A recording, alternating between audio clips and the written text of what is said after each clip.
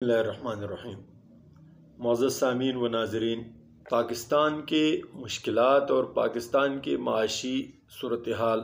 ہر پاکستانی اور ہر مسلمان کے سامنے ہے۔ پاکستان میں 24 کروڑ کے قریب آبادی ہے۔ وسائل کے غلط طریقے استعمال، ٹیلنٹ اور قابلیت کی ناقدری، پالیسی سازوں کی غلطیاں، عالمی سطح پر اپنے حقوق کے تحفظ نہ کرنے کی بیماری، تعلیم کو غلط طریقے پر غلط نظریے کے ساتھ حاصل کرنے کی بیماری،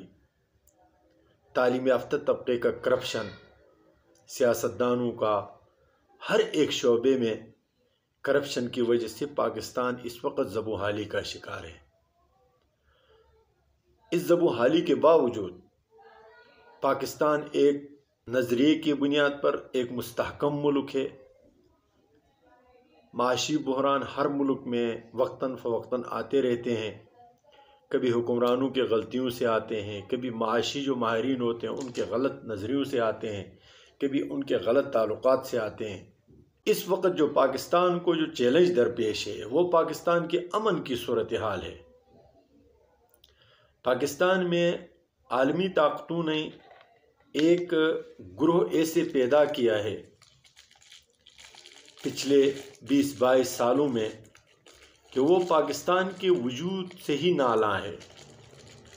وہ یہ سوچتے ہیں کہ پاکستان کیوں وجود میں آیا، پاکستان کیوں بنا، پاکستان نے ہمیں کیا دیا، پاکستان نہیں ہونا چاہیے۔ یہ نظریہ کوئی ایسی بات نہیں ہے کہ زمین سے نکلی اور لوگوں کے ذہنوں میں گھس گئی، بلکہ یہی نظریہ پیدا کرنے کے لیے سیاسی پارٹیاں لانچ کی گئی، سیاسی لوگ ہیں ان کو پیدا کیا گیا، ان کی تربیت کی گئی، پھر ان کے لیے مشینری اور میڈیا کو استعمال کیا گیا۔ جب یہ نسل تیار ہوئی تو آج پاکستان عدمی استحکام کا شکار ہے۔ اس پر سونے پہ سہاگا یہ ہے کہ پاکستان میں افغانستان سے آئے ہوئے 22-23 لاکھ مہاجرین، کچھ تو وہ ہیں جو رشیا اور افغانستان کے سابقہ جو جنگ تھی اس کے دوران میں آئے، اقوام متحدہ کے زیر نگرانی آئے، رجسٹر ہو کر آئے، ادھر ان کے لیے سہولیات فراہم کی گئی، ان کے لیے کاروبار کے مواقع فراہم کی گئی، ان کے لیے مالی تعاون کیا گیا، ان کے لیے علاقے خالی کر کے ان کے رہائش کا بندوبست کیا گیا۔ وہ پچھلے 40 سالوں سے یہاں پر آباد ہیں، ان کی دوسری تیسری نسل ہے۔ کچھ مہاجرین وہ ہیں 5-6 لاکھ 7 لاکھ کے تعداد میں کہ یہ لوگ جب امریکہ اور افغانستان کی جنگ ہوئی اور جب طالبان کی حکومت آئی تو اس دوران میں، بلکہ امریکہ کے جانے سے کچھ عرصہ پہلے سے، یہ افغانی وہاں سے پاکستان کے اندر آئے۔ یہ اکثر غیر قانونی ہے اور بغیر دستاویز کے اور بغیر ثبوت کے آئے ہوئے، کوئی ایک جگہ پر آباد ہے، کوئی دوسری جگہ پر آباد ہے، کوئی یعنی پاکستان کا کوئی صوبہ کے کوئی ضلع کوئی علاقہ ایسا نہیں ہے کہ جہاں پر یہ لوگ آباد نہ ہو۔ اب ان کے یہاں آنے اور بسنے کے 2 ریزن تھے۔ ایک تو یہ تھے کہ ایک اسلامی اخوت ہے، اسلامی ہمارا پڑوسی ملک ہے، مسلمان ہے، وہاں پر جو حالات تھی اس کے مد میں ان کو یہاں پر لایا گیا اور ان کو جگہ دی گئی۔ لیکن سابقہ حکمرانوں نے کبھی بھی اس بات پر غور نہیں کیا کہ جو 7, 8, 10 لاکھ 20 لاکھ مہاجرین جب آئیں گے تو پاکستان میں وسائل کی کمی کی وجہ سے اور ایک بہت بڑا معاشی بحران پیدا ہو جائے گا۔ لیکن چونکہ یہ لوگ تاجر ہیں، تجارت کرتے ہیں، یہ کسی پر بوجھ نہیں بنتے، یہ ان کی اچھی خصلتیں ہیں، لیکن پاکستان کا روزگار، پاکستانیوں کے لیے روزگار میں بہت ساری مشکلات پیدا ہوئی۔ لیکن پچھلے 40 سال سے کسی بھی پاکستانی نے کبھی بھی شکایت نہیں کی۔ یہ غیر قانونی طریقے پر بھی آتے رہے، قانونی طریقے پر بھی آتے رہے۔ اب موجودہ جو نگران سٹپ ہے اس نے اور ہمارے جو دفاعی قوتیں ہیں اور ان کے رپورٹ کے مطابق پاکستان کے عدمی استحکام میں جہاں اور بھی بہت سارے اسباب ہیں، من جملہ ان اسباب میں یہ غیر قانونی افغانیوں کا داخلہ ہے۔ غیر قانونی افغانی غیر متعلقہ سرگرمیوں میں بھی ملوث ہوتے ہیں، غیر قانونی جو افغانی ہیں وہ ان سیاسی پارٹیوں کو سوشل میڈیا پر بھی سپورٹ کرتے ہیں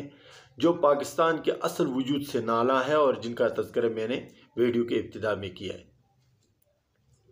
اب یہ پشتو زبان بولتے ہیں، زیادہ تر خیبر پختونخوا کے علاقے میں ہیں، تو وہاں سے ویڈیو کلپ بھیجیں گے، سب کچھ کریں گے، سوشل میڈیا پر دیں گے، لوگوں کو ایسا محسوس ہوتا ہے کہ خیبر پختونخوا کا کوئی پٹھان ہوگا، ہوتے وہ بھی ہوں گے، لیکن ان کا کوئی حق نہیں بنتا کہ یہاں کے سیاسی صورتحال اور سیاسی حالت میں مداخلت کرے، لیکن پھر بھی یہ کرتے ہیں۔ اب جب صورتحال یہ ہے تو حکومت کو پاکستانیوں کے حقوق کے تحفظ اور پاکستانیوں کے لیے امن حاصل کرنے کے لیے اس طرح کے اقدامات کے پورے پاکستانی جو قوم ہے وہ اس کو سپورٹ کرتی ہے۔ ہمارے اسلامی اخوت اپنے جگہ پہ، جب ان پر تکلیف تھا، مشقت تھی، اس وقت ان کو برداشت کیا گیا۔ اب حکومت نے جو فیصلہ کیا گیا اس کو سراہنا چاہیے، اس کو سپورٹ کرنا چاہیے، بلکہ جو افغانی یہاں پر آئے ہوئے ہیں وہ رضاکارانہ طور پر اپنے کاروبار کو سمیٹ کر 1 مہینہ 2 مہینے 3 مہینوں کے اندر وہ رضاکارانہ طور پر واپس چلے جائیں، تاکہ ان کے لیے بھی یہاں کوئی مشکلات اور پریشانی نہ ہو، اور جو ان کے پاکستانی بھائی پچھلے 40 سالوں سے جس کرب سے گزرے ہیں وہ بھی اس کرب سے خلاصی پائے۔ اب پی ٹی آئی حکومت نے جو پچھلے 9 سال سے خیبر پختونخوا میں تھی، انہوں نے باقاعدہ ان سے مالی سپورٹ حاصل کر کے وہاں ان کو شہریت دی۔ ان کے جو پراپرٹیز تھی، پہلے ایسا ہوتا تھا کہ کسی پاکستانی دوست کے نام پر اپنے پراپرٹی خریدتے اور ان میں رہتے تھے، لیکن اب انہوں نے یہ کیا ہے کہ اس سارے پراپرٹی کو اسے افغانی کے نام کر دیا۔ تو ایک اپنے جو مالی فائدے کے لیے ایک خاص سیاسی پارٹی نے ایک خاص مشن پر کام کرتے ہوئے اتنے سارے افغانیوں کو جب قانونی دستاویزات فراہم کیے ہیں تو اس کا بھی احتساب ہونا چاہیے، اور ان سیاسی رہنماؤں کا احتساب ہونا چاہیے جنہوں نے خیبر پختونخوا میں یہ گیم کھیلا ہے۔ اللہ تعالی ہمارے اور ہمارے پاکستان اور تمام اسلامی ملکوں کی حفاظت کرے۔ السلام علیکم ورحمۃ اللہ وبرکاتہ۔